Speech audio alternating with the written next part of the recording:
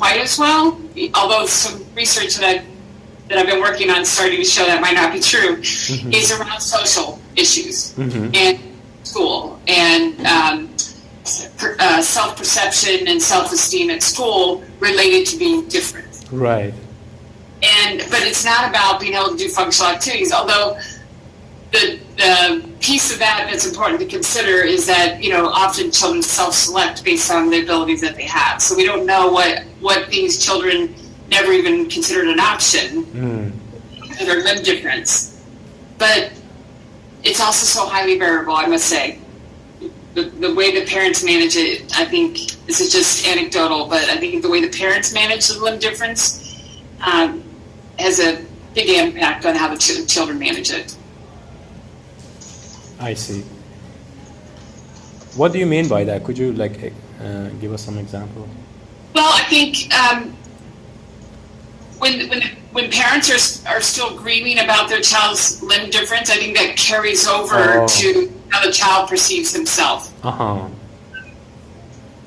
We have children whose parents kind of perseverate. And I don't mean to say that in a way that's negative, but they really perseverate and grieve over this limb difference. And then we have parents who, okay, let's see what we can get done here, They're more positive with it. Yeah, it's like, okay, this is what we've been dealt with. Let's move forward. And I think that may play into it, but I've never done research on that. It's just anecdotal. Got you. Do you ever observe a common thread in the patients that you see that want to use prosthetics besides for a specific activity, like a bilateral activity?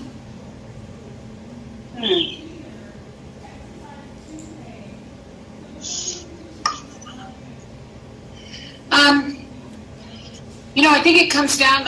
I don't want to be too. I don't want to make too many assumptions, but I think it kind of comes down to self-determination. Do I see this as an obstacle? What can I do? Versus I want to do that. Right? Like, I have this limb difference. What can I do? Versus I want to do that. How do I get there? A different way of thinking. Right. So I think some kids, it never occurred to them they might not be able to do something. They just do what they want to do. Whereas other kids, I think they contemplate, what can I do that I could be good at? Got you. It's a different way of thinking. I'm not sure if you're familiar with Dr. Bertman Lubin. Yeah, so he came to our lab last Tuesday, and he's very excited about the project, and we're working with him to connect more with him and the doctors and clinicians and the therapists in the hospital. So our team is wondering what are some volunteering opportunities that we can participate in to learn more about different aspects of the needs of these children and the issues they're having at the hospital. Volunteers opportunities at the hospital. I think, we certainly have a volunteer department, but I think it would be hit or miss as to whether you would be able to interact with these kids. But we certainly accept volunteers at camp. Oh, okay. But we accept volunteers at camp who are committed to all 5 days. So it's a 5-day camp. Okay, got you. 5 days. Yeah. But then let me tell you, that's a commitment. You're in a cabin with 9 kids. Oh, it's in the cabin. I got you. It is called camping. 9 kids. Yeah. So I don't know, for the master students of our team, because they are it's a 1-year master program, but and we're gonna be finished before the summer starts. Oh, got it. And then they have to decide for themselves for their summer what are their plans. But I can tell them about the opportunity. and also Yeah. like I can like also let my PhD colleagues know about that during the summer they have that. So for the hospital's volunteer department, like you get assigned to different departments if you want to volunteer. Like there is no like for example, in you're part of the occupational therapy department, right? In your department, do you have some like volunteering opportunities? Yes. So in our volunteer department, they will ask where you want to volunteer, but I think there's a period of time where you volunteer wherever they want to put you. Oh, I see. And then you can have the opportunity to volunteer in an area where you would like to. I do want to say though that just because I don't want to mislead anyone, that it's our rehab department serves primarily kids with traumatic brain injury and spinal cord injury. We don't actually have that many kids with amputations in our acute rehab department. Oh, I see. So if you specifically want to have that experience, that's probably not the way. But I do wonder, even if I think the person that might be nice to connect with is Dr. Michelle James. Dr. Michelle James? Or Claire Mansky up at Shriners, Northern California. At Shriners. Do you mind emailing me like their names or their contacts? Yeah, that's fine. I see. So I'm. The wheels are spinning here, and I'm thinking about potential collaboration on research. Yes. I have the patience. Yeah, we would be interested because we're trying to like learn as much possible. Because like you mentioned, there's mostly from it's going to be like function needs. So they're doing some activity like playing the violin, or they want to do monkey bars they can't do anymore. There's a specific activity that they need the hand for, and then we have to go about that. There is no like way of like making a general hand for everyone to use.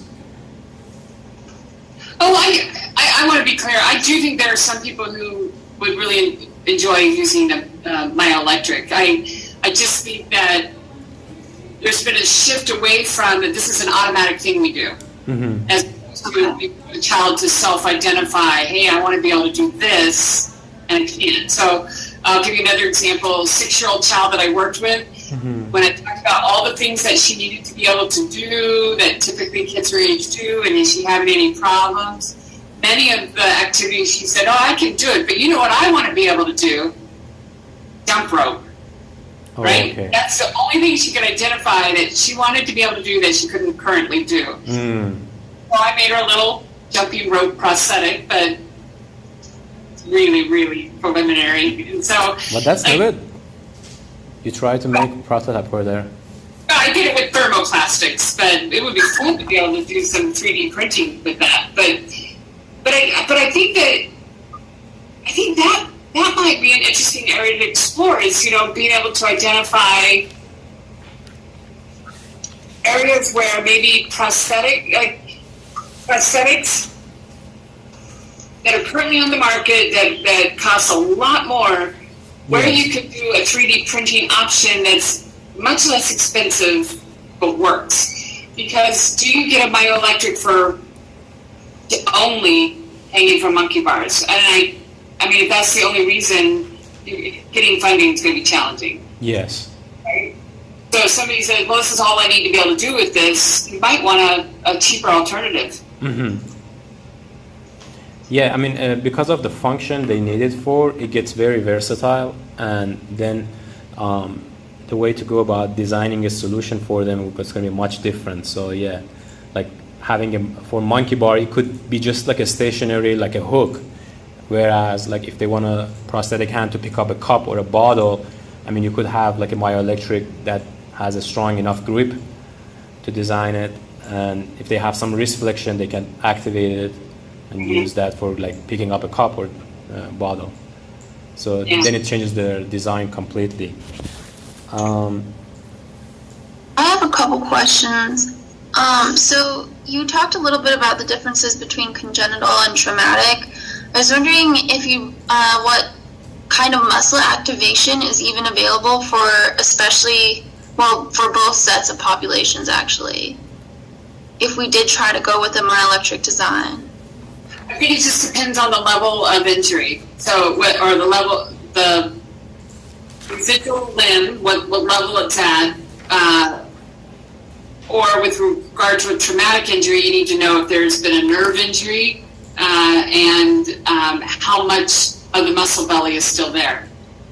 Okay, so it's widely variable from patient to patient. Yeah, widely. But almost always, right? You can keep going up the arm until you get to a muscle that's innervated. So, right. Yeah. And often, when you have worked with patients with prosthetics, do they ever complain about the lack of sensory feedback from the prosthetic itself? Well, that's what people discover almost after the fact, right? So, like when you have a conversation about that, it's not as meaningful to people until they actually put on the prosthetic and realize, oh, how important it is to be able to feel with my fingertips. Right. Or with whatever skin is left there. So I think that's a huge issue. Because I'm telling you something I know you know, but that sensory feedback is critical to motor control. And so I think that's the challenge of prosthetics, is that you lose that sensory piece. But I also know they're very skillful. One of our counselors just recently got, and I can't remember the model, but just recently got a myoelectric that allows for individuation of finger movement. Right. But he did very well without a prosthetic, but decided, you know what, I should give it a try. But she made that decision as a 24 or 25-year-old. Continue to use the device. Yeah, she's actually she has a video on YouTube, so I'm sure with her, I mean it's discoverable. Okay. But there are lots of fun videos on YouTube where you can take a look at how people use prosthetics. But I think I can certainly, if you're interested in talking with people who use prosthetics, I can certainly send out an email and provide your contact information. That would be wonderful. I was also wondering, I know these are very broad questions actually, but I've read a lot in literature that obviously weight is a huge issue, then the strength and like fine motor skills are the next issue, and then maybe like sensory feedback is another one, and then training or time to training trade-off versus the benefit of the prosthetic itself. Those are like huge factors. I was wondering if you had any thoughts on any of those topics and how maybe those factors weigh into the use of prosthetics. I'll tell you something that you didn't mention, that's perspiration. Okay. Yeah, people complain of the excess perspiration because the skin is occluded with silicone product or similar rubber type material, and people complain of how sweaty their arm gets when they have to use a socket. And I know for somebody that maybe had a partial hand amputation, that might be a little less of an issue. But whenever you have to put the limb in a socket, then that's occlusion, and on a hot summer day, that's a problem. And so you can imagine going to camp. People kind of want to get that prosthetic off. I think weight is, especially with myoelectrics, weight is another issue. And again, that'll be dependent on how far up the prosthetic needs to go. Okay, yeah. If it's below elbow, that's better than above elbow, and certainly if it's above elbow, that's better than a shoulder disarticulation. With regard to training, I must say that my experience is that kids learn really quickly how to use a myoelectric. I mean, I rarely have to. It's good to hear. I'm going to guess probably anywhere between 8 and 15 sessions, and they kind of got it. Like they understand what they need to do. But that's assuming that I'm working with a child who's developmentally on track. Like there are no cognitive issues or anything like that. Right. Are these like hour-long sessions? About 45 minutes. Okay. Yeah. And then the frustration is,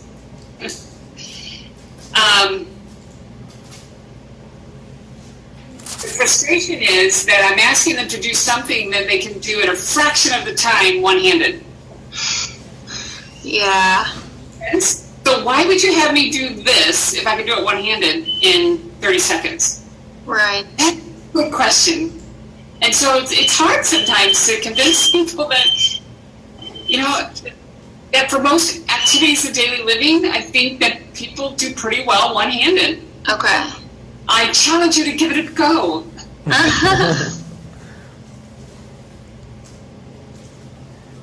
have a couple more questions. Yeah. Megan, do you want to go or should I go? Go for it. I'm thinking a little bit. Okay. So my next question is, do you have any tips for when we are interviewing like the children who have hand differences to get feedbacks from them? I think you have to go into it with no assumption that there's a problem. Oh, okay. Because you very well may have a child say to you, I don't have a problem. Right? And so if you walk into the interview process with this idea that there is a problem, you're gonna be surprised. Yeah. And you might even be offensive.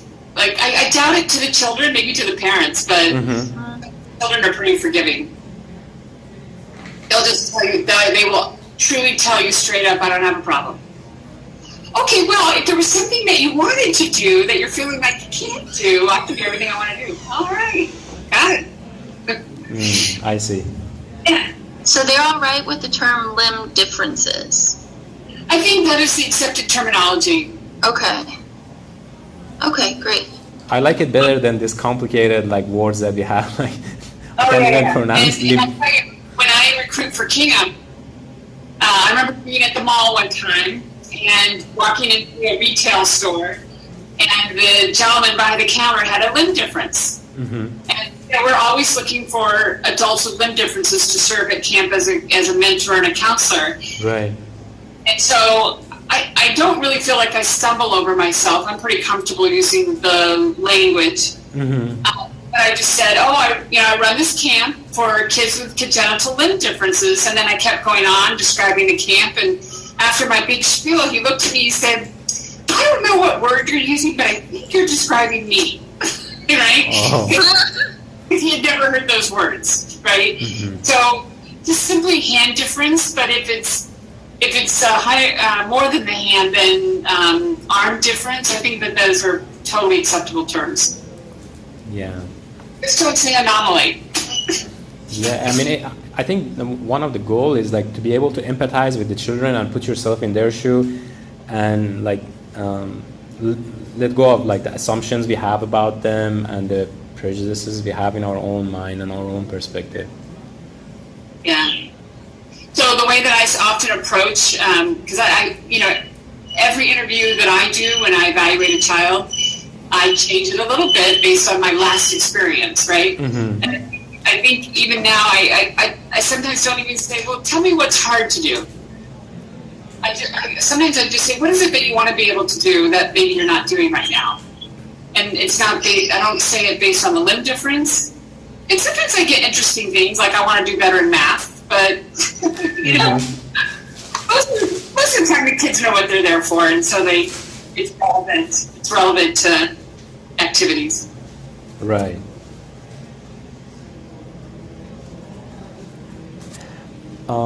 Just to follow up on that, do you know any of the parents who are willing to talk to us about us learning more about their children's like needs and like some of the activities they're doing that they need some prosthetic for?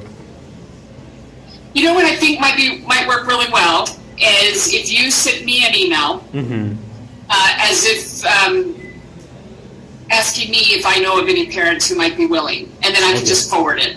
Okay, great. And then I can tell them if you're interested, please contact him directly.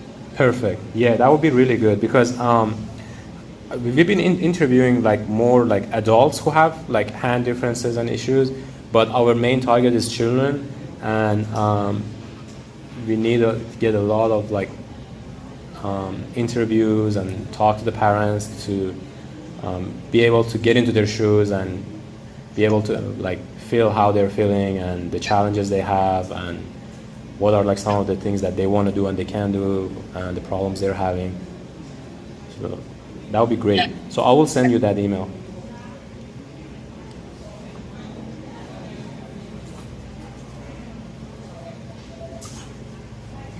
I think that's about it about my questions. I don't know if Megan, you have any more questions. I don't, but I might think of some. Would you mind if I followed up with you on email? That's absolutely fine. Okay, great. Otherwise, I think that's it for now. Yeah. All right. Thank you so I'm much. sorry it was hard to pin down there, but glad we finally got to meet. No, that's okay. I understand you were busy. But I really appreciate this opportunity that you came from work and you were kind of tired, but you took the time to talk to us and teach us about these issues. Yes, thank you so much. Doing good work. Thank you so much. I appreciate it. Okay, have a good one. Bye-bye. Bye-bye. Okay.